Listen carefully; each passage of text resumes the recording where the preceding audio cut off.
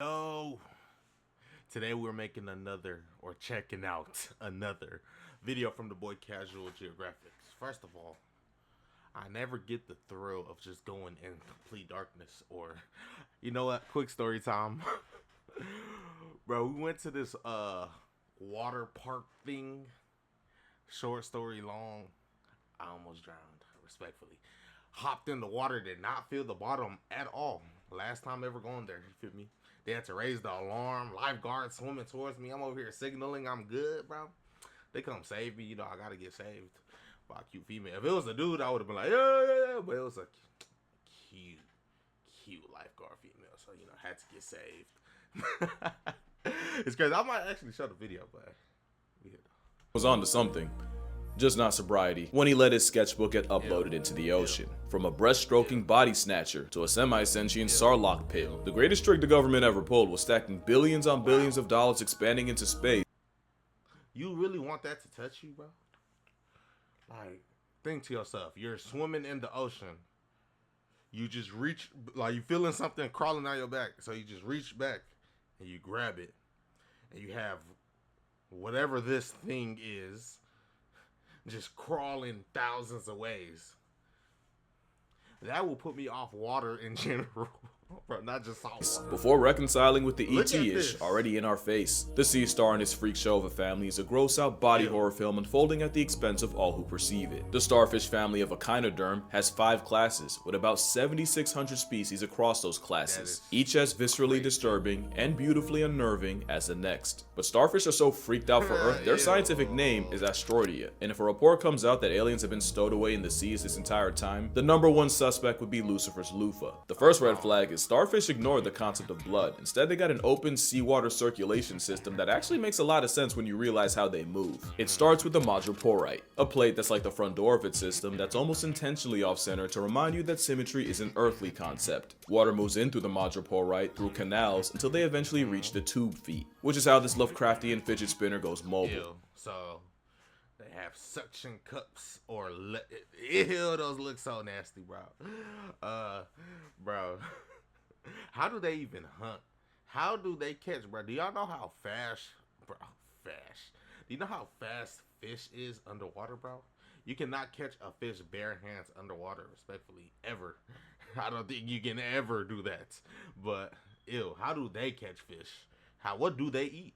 I think it's they just trash. They just eat what's on the floor. Because when the valve closes and the eye drop coated ampulla contract, it shoots water into the tube feet and forces them to extend. And when the extended tube foot hits a hard surface, the center retracts, forming a seal that only breaks when it's time to move on and stick to something else. Thousands of tube feet doing this dance is how a sea star can move faster than a facehugger ever should. Maybe that wouldn't be as disturbing if sea stars couldn't also see. Starfish have eyes. It's just that if he were real, he'd be standing on them. We've known that starfish have eyes at the end of their arms for 200 years. The question is, what is sight to an animal without a brain? Likely something beyond our comprehension. Kinda like the time someone told me blind people don't just see black, they just see nothing.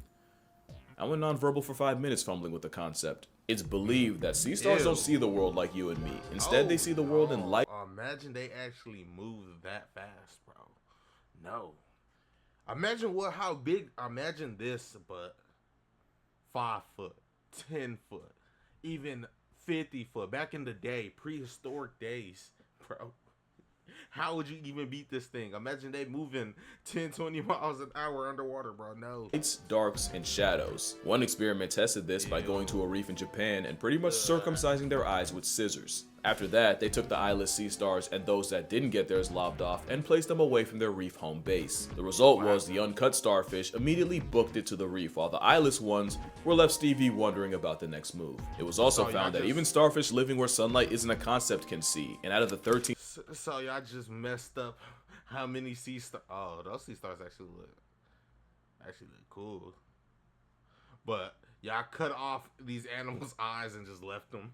Now they're just even more blind underwater. Like, species pulled out of the deep sea, all but one of them had eyes, including Novidinia americana, which has giant pupils and arguably the best vision of this predatory polygon. And like Mardi Gras, they would flash whenever excited, except instead of flesh, they'd flash light. In fact, some deep sea stars are bioluminescent, and many believe that this brainless mess of impulses can communicate through that light. Now let's talk about that lack of a brain, because that honestly makes everything Satan Squishmallow does creepier. Instead of a brain, the sea star has a tangled ring of neurons that link signals coming from the arms. But the thing with starfish being brainless is, there is no grand central station for signals. Everything's localized, and signals can start from anywhere. Once one arm decides to move, in that moment it becomes the dominant arm, with all the other ones following its lead. Speaking of arms, they don't always stop at 5. The Antarctic sunfish can have up to 50. That's not even a sea. This is not even starfish no more. This is just aliens, bro. This is just aliens at this point.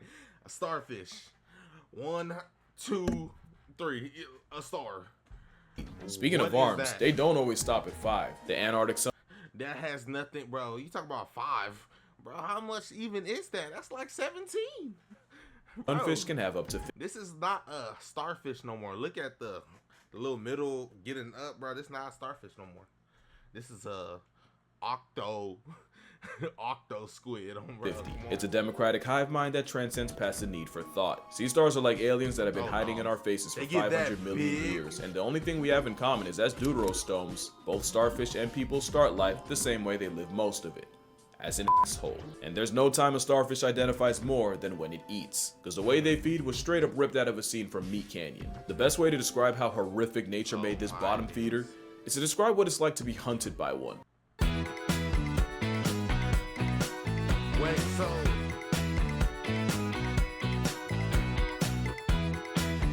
Patrick, you know what? I'm not even about to think about that because I'm not trying to have that ruin that character forever. What is this ad? I'm not lying. I do not have my glasses. I looked down and I thought that said Naruto mode. Imagine minding your business when an almost animatronic manifestation of greed pulls up on you and slaps an arm on your face, before then using hundreds of suction cup tube feet to pull your jaws apart and force your mouth open. And not only are starfish way stronger than they should be, your jaw would get tired before he does, and the moment your muscles give and allow half a millimeter of an opening, the starfish would then casually eject its stomach out of its mouth and shove it down your throat, just to release enzymes to cook you alive and basically digest you from the inside. You'd probably scream if you didn't already get your lower jaw dissolved. The last thing you'd see is the external stomach blanketing you in a corrosive embrace before dragging you back to its gaping maw with the now half-digested concept of you. The sea star is the apex predator of a Stephen King wet dream that'll eat mollusks like mussels and clams. How many of them is there? Like, I'm not gonna lie, yeah, the ocean got it. The ocean got it. The ocean got it. I'm not going. No. Do I want to just go to ski diving? No. Scuba diving? I say ski diving. Scuba. And like I said, that involves using brute force to divorce the two halves of the shell until the muscles give out, which might just make it the worst persistence hunter, cause imagine playing tug of war with an animal with no working concept of tired, and where giving up just a tenth of a millimeter can get your insides turned into soup. Oh no. And we're talking about a predator that'll spend not that big. First of all, clams being alive is a whole crazy thing in itself too. Where's their brains at? But the starfish going for clams that big is, bro. Look at it, bro. Look at this starfish, bro. They come in white. They come in all colors. That is crazy, bro. He got spikes on them, like, bro. He's about to take down. He's gonna take down. A tenth of a millimeter can get your insides turned into soup. And we're talking about a predator that'll spend not just hours, but days pulling a clam apart. They'll also eat sponges like they're coral cotton candy, and I don't think the implication even needs to be explained. In fact, Patrick would have murked SpongeBob, his family, the kid they raised. I don't know if Buddy got a name, but he would have got packed up too. Their only chance would be Gary using family ties to try and put a hit on him, with the giant Pacific Triton being one of the few animals able to prey on the crown of thorns starfish. But starfish will prey on anything that ain't nailed down, and as part-time scavengers, they'll also remove the dead like a garbage disposing Jabba the Hutt. A mother octopus's prize for loving her kids almost to death is a starfish dragging her off to a certain one. Starfish are also common predators to other starfish, as this one is now finding out at the arms of a sun star. They're different species, so technically not cannibalism. Some owls eat other owls, and some cats cook other cats. So a sea star dissolving another star isn't cannibalism, unless they're the same species. Which they also do, by the way. Wow, he don't even know what's about to happen to him, bro. He's getting creeped up on, and he do not realize he's about to get ripped apart by thousands of pounds, bro. Star isn't cannibalism, unless they're the same That is species. crazy. Which they also do, by the way. Two researchers wanted to find out just what would happen if a bunch of baby sea stars were introduced to a possibly predatory crab. They never would, because the sea stars started eating each other before the crab even got involved. Imagine the Joker pulling up to find the hospital already got leveled by a receptionist. There's a good chance this friendly fire is how a starfish can even the odds when they're just one of millions of eggs that get spawned. Because an animal with no conscience is physically incapable of finding a to give, which is why the Australian government had to go to war against them. It'll never not be Australia. The crown of thorn starfish is an unhinged pincushion that has been eating the literal life out of reefs. The Great Barrier Reef is one of the most biodiverse spots on the planet, and in the last 30 years, 42% of its coral has disappeared because of the Devil's Tiara. The response was over 250,000 thorn demons were perp walked off the census, with them getting one shot of vinegar. Apparently, vinegar has a 100% kill rate against a starfish, and just one injection causes them to fall apart. It means one shot of vinegar can do what used to take multiple injections, and can speedrun their downfall. They said 500,000. First of all, them getting this big is crazy. And then they have spikes on them too.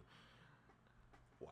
With trained divers erasing as many as 1,000 living thorns in just one 40-minute dive, which you could be fooled into feeling bad for if the crown of thorns wasn't also a threat to people. Starfish contain saponins, a detergent-y type of chemical that foams if you shake it in a bucket. If a starfish's spines enter your body, a mess of saponin does too, and can cause... Not going to the ocean.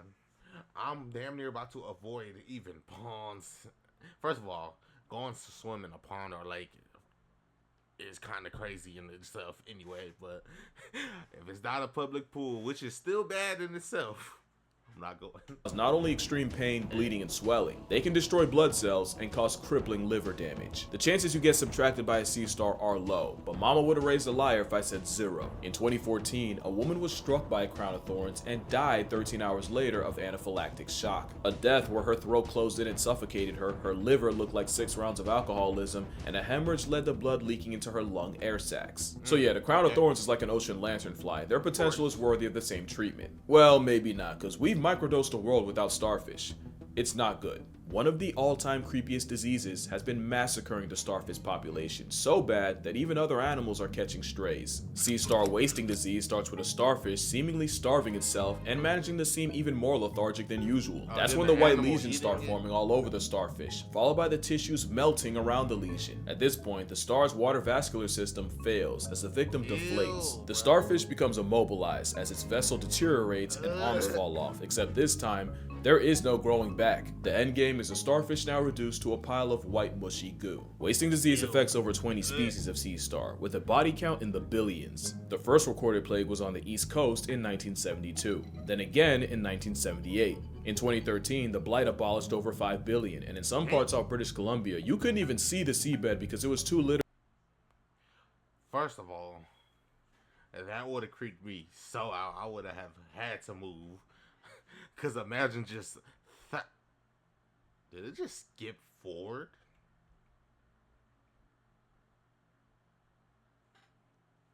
I did not click the forward button, bro. But yeah, just thousands upon thousands of just dead animals just scattered upon the beach. Yeah, and y'all still about to go swim in that water? Abolished over 5 billion, and in some parts of British Columbia, you couldn't even see the seabed because it was too littered with formerly star-shaped corpses. The disease has ravaged sea stars from Baja California all the way to the Gulf of Alaska, and some like the sunflower sea star have had their numbers cut down by 90%. And with all these sea stars missing, the sea urchins they normally eat run wild and absolutely decimate the kelp forest many. At first, I was like, damn, sea stars gotta go. But we need them. Those sea urchins are way worse. Just look at them, bro. Need to live. For a while, folks suspected this kill switch was flipped by a virus, but after 4 years of research, the truth was revealed. Turns out, it's actually a bacteria, Vibrio pectinacida, that's causing starfish to spontaneously dissolve. I'd call them zombies, but zombie starfish was already a concept straight out of the pages of Satan's favorite author. Because he made that one too. And they're not even the zombies that give you the respect of moving at quarter speed, because brittle stars are the fastest echinoderms, and if you have arachnophobia, I'm about to lose your business. Brittle stars move like sea spider imitations that, again, aren't that fast, but are entirely too... They don't have a brain, so they're just doing this off instinct? Instincts, bro? What is it going for? Like, bro, hell no. You getting chased by a sea star underwater. Oh, wow. Too fast for an animal looking like that. Their swimming's a lot prettier though, even if it is the opposite of efficient in how I swim in my dreams. To be fair, dreams are the only place I can swim, but I'm working on it. Like the sea star, they're a mess of tangled nerve cords spilling into the arms. But unlike the sea star, brittle stars don't have eyes. Instead, the CSTD sees with its skin. Extraocular vision means brittle bandits use proteins in the skin called opsins to sense light. Pretty much, the light hits the proteins, which sends a response to the brittle star. I was about to say, how do we even know this? How do I keep seeing videos on Instagram? I just one funny Instagrammer, bro. We found out the animals, what the animals ate and looked like off of their bones. That is so stupid, bro. But so based off the bones, we could tell he woke up at 7 a.m. and he could see 2 miles to go look at his prey. That was the stupidest thing ever. To make it move out of the light, meaning its entire body is technically an eye, which is why it's a star that also fears the sun, since brittle stars spend most of the day hiding under rocks and crevices, so any light sends them scrambling out of the spotlight like roaches. Some aquariums even train brittle stars to associate the lights dimming with food, and so they would all just crawl out of the woodwork whenever someone would lower the lights. Not bad for an animal that's brainless and has to poop out of its mouth. A mouth that has 5 jaws, by the way. Which is the last thing you'd see if you got murked by one, because any prey caught in those spines would get crushed to death before being digested. Even something like a squid can get got if it dicks around in a hit range. A squid? There's no way this could happen.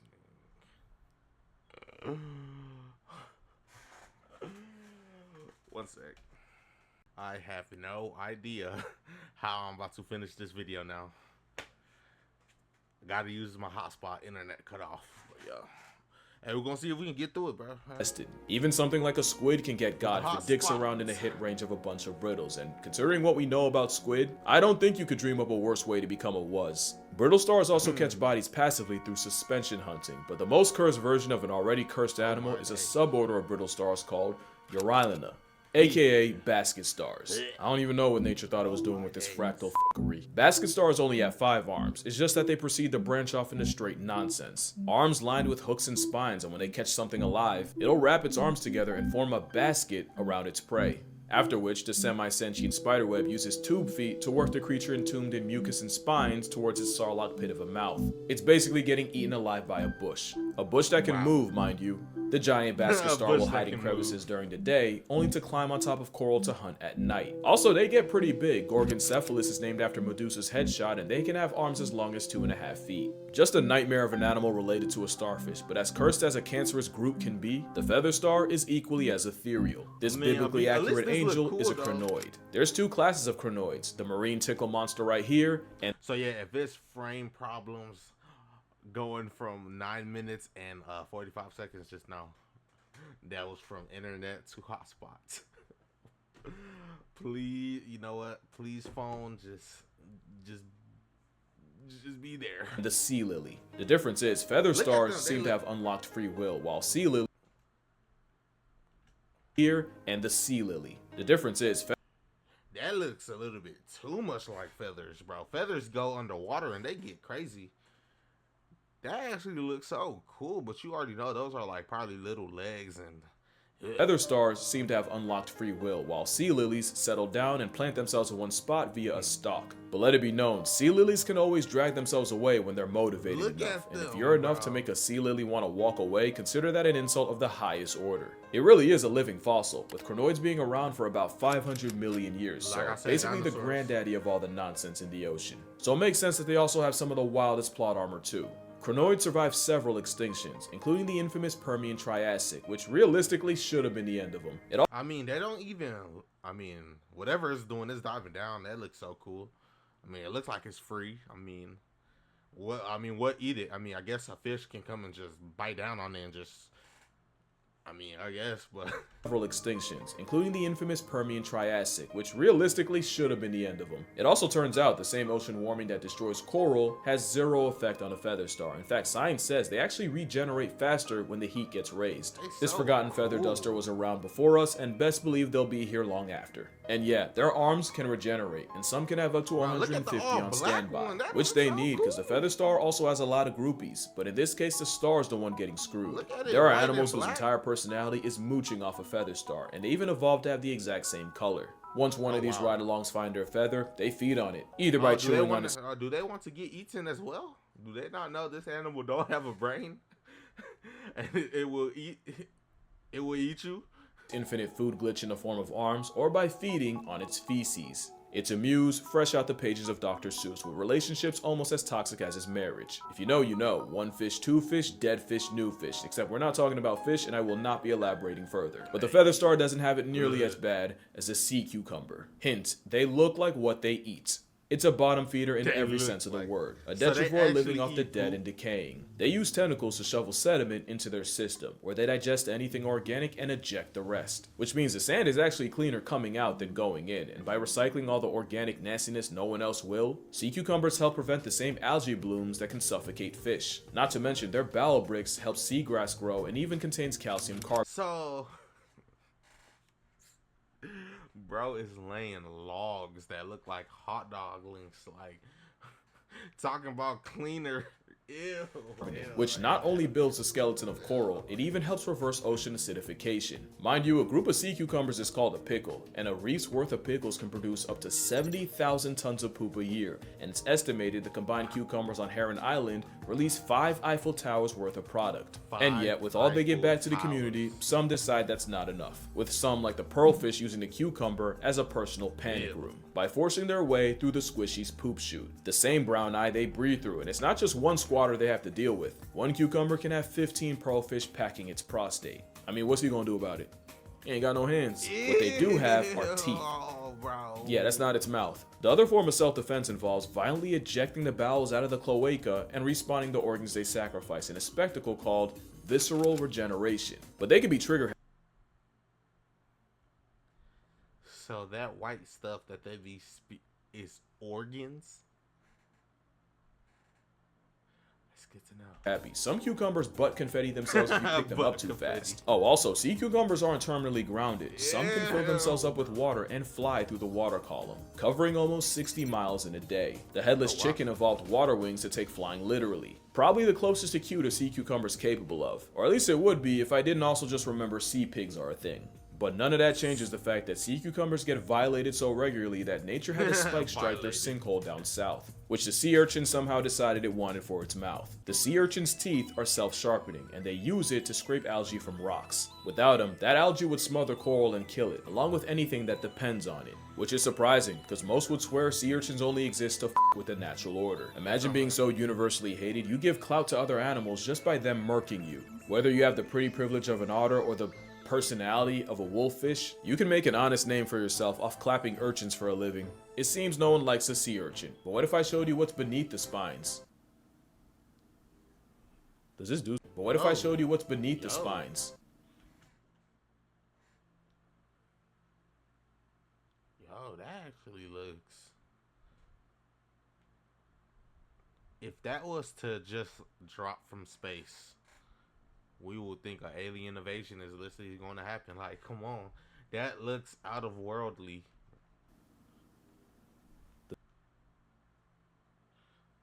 I mean, this one looked more okay, but it looks cool though. Does this do something for you? That is a sea urchin skeleton, also referred to as a test, and let it be known the test has failed, I still feel nothing. Well, I do feel pity, because many suffer from underwater alopecia, where a parasite can cause their spines to fall out, and as someone who's a few follicles away from a first-class flight to Turkey, that's tough. But sea urchins don't get smacked by life and just take it. They have one of the most unhinged forms of self-defense. They'll eject their jaws and launch them like a projectile. Pedicelaria are tiny, wrench-like pinchers that scientists thought were parasites because they can fully move on their own. Instead, some urchins release a cloud of these mobile jaws that can home in on a predator and release venom if they penetrate past the skin. This spikeball releases hundreds of tiny, self-functioning jaws laden with toxins, which is a lot better than being a cucumber blowing your own back out. Echinoderms are aliens that missed their return flight and have been figuring out life ever since, and without them, the ocean would be a nastier, poopier, more acidic, lower pH place. So the real horror movie would be the world without them.